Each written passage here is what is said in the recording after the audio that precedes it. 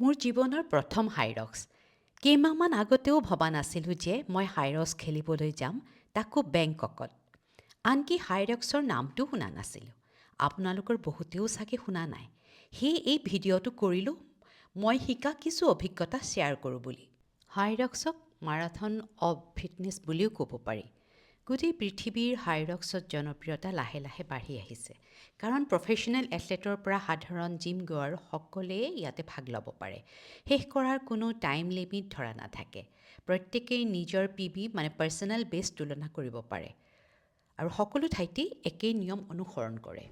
প্ৰথমতে 1 কিলোমিটাৰ দৌৰ, তাৰপিছত একোটা ষ্টেচনত বিশেষ ফাংচনেল ৱৰ্কআউট, তাৰপিছত আকৌ 1 কিলোমিটাৰ দৌৰ, আন এটা ফাংচনেল ৱৰ্কআউট। এনেকৈ মুঠ 8 কিলোমিটাৰ দৌৰ আৰু লগতে এইকেইটা ফাংচনেল ৱৰ্কআউট হয় skiing, sled push, sled pull, burpee broad jump, rowing, farmer carry, sandbag lunges and wall balls. এতিয়া কওঁ মইনো কেনেকৈ ইয়াত ভাগ ল'বলৈ ওলালোঁ। চাকৰিৰ পৰা অৱসৰৰ পিছত ঘৰতেই জিমৰ অনুশীলন কৰিছিলোঁ পাৰ্চনেল ট্ৰেইনাৰ লৈ। এবছৰমান এনেকৈ কৰাৰ পিছত PT পূৰ্ণস্বৰ্গীয়াৰীয়ে ক'লে, আণ্টি হাইৰক্স খেলিব নেকি মোৰ লগত মিক্সড ডাবলছ বেংককত? বিশেষ নভবাকৈ হ'ব বুলি ক'লোঁ যদিও তেতিয়ালৈকে হাইৰক্স কি মই ভালকৈ জনাই নাছিলোঁ। কেৱল মোৰ ট্ৰেইনাৰৰ ওপৰত বিশ্বাস আছিল আৰু আছিল মনত দৃঢ়তা পাৰিম বুলি। পিছে ৰেজিষ্ট্ৰেশ্যনৰ পিছতো ইভেণ্ট হ'বৰ তাৰিখৰ 2 মাহ আগতে যেতিয়া জিমলৈ গৈ ফাংচনেল ৱৰ্কআউটবোৰৰ নিয়ম মাফিক কৰিব লগা হ'ল, চকুৰে সৰিয়হ ফুল দেখা যেন হ'ল।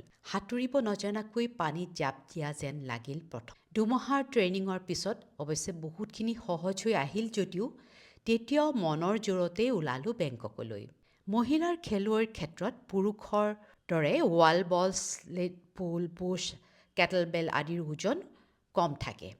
মই সেই হিচাপেই অভ্যাস কৰিছিলোঁ। কিন্তু ৱৰ্ক ষ্টেচনবোৰত গৈ দেখিলোঁ ৱেইটবোৰ পুৰুষৰ ক্ষেত্ৰত লোহাটো ব্যৱহাৰ হৈছে, যিহেতু মিক্সড ডাবলছ। সেয়ে 120 কেজি প্ৰেক্টিছ কৰা স্লেড পুছ 150 কেজিত কৰিব লগা হ'ল।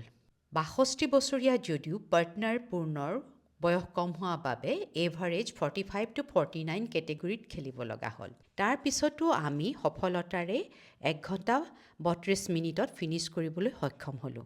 মনটোৰে ফূৰ্তিৰে উপচি পৰিল। বয়সৰ কথা পাহৰি যোৱা এনে মুহূৰ্ততো জীৱনটো উপভোগ্য হৈ উঠে।